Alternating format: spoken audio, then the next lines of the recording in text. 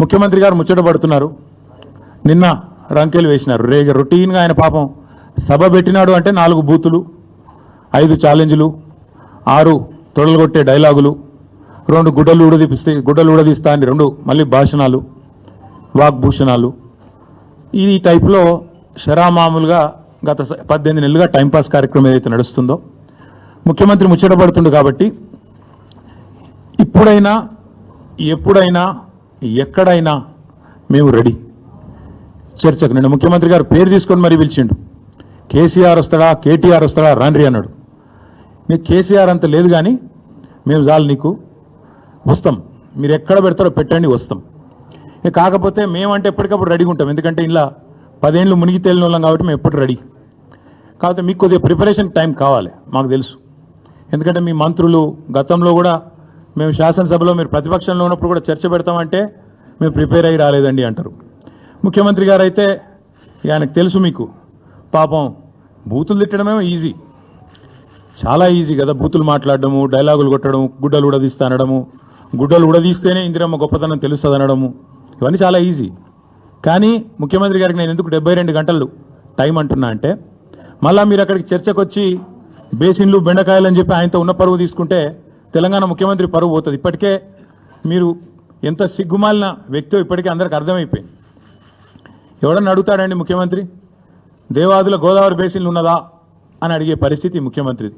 Basin తెలియదు, బెండకాయ తెలియదు. దాంతోపాటు ఇంకా దరిద్రం ఏంటంటే నల్లమల పులి అని చెప్పుకుంటాడు.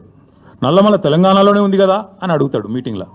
అంటే ఇంత నికృష్టమైన వ్యక్తి కాబట్టే కొద్దిగా ప్రిపేర్ అయ్యేందుకు టైం, వారికి 72 గంటల సమయం ఇస్తా ఉన్నాం.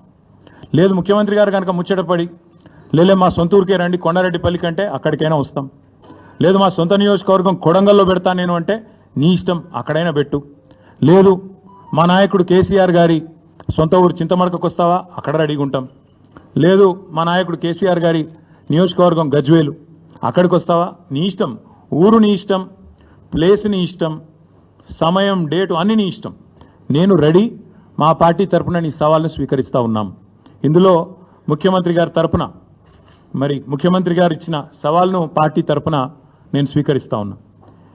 వాస్తవాలు చెప్పాలి అంటే దశాబ్దాలుగా దగాబడ్డ తెలంగాణను కేసీఆర్ గారి నాయకత్వంలో ముఖ్యంగా వ్యవసాయము, సాగునీటి రంగంలో ఎట్లాంటి విప్లవం సృష్టించినామో ప్రజలందరికీ ఇప్పటికే వారి అవగాహనలో ఉంది, వారి అవగతంలో ఉంది, వారి అనుభవంలో ఉంది. అయినప్పటికీ కొన్ని విషయాలు గుర్తు చేయాల్సిన బాధ్యత మా మీద ఉన్నది. ఆనాడు సమైక్య రాష్ట్రంలో తెలంగాణను నీళ్ళు ఇవ్వక ఎండబెట్టినారు కాబట్టే, కరెంట్ ఇవ్వక కాల్చక తిన్నారు కాబట్టే తెలంగాణ ఉద్యమం పుట్టింది. నీళ్లు, నిధులు, నియామకాలు అనే ఒక నినాదంతో ఆనాడు మేము ఉద్యమాన్ని నడిపాం. ఈరోజు ముఖ్యమంత్రి గారు కూడా అదే నినాదంతో పనిచేస్తున్నారు.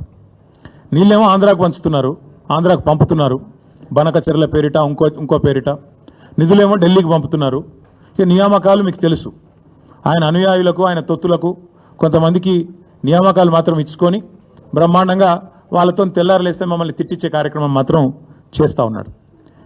వాస్తవం ఏంటి అంటే స్వతంత్ర భారతదేశ చరిత్రలో 78 ఏళ్ళ భారతదేశ స్వాతంత్రానంతరం ఏ ప్రభుత్వము కూడా కేసీఆర్ గారి ప్రభుత్వం చేసినంతగా రైతులకు ఎన్నడూ సాహసోపేతమైన కార్యక్రమాలు తీసుకోలేదు అనేది అక్షర సత్యం.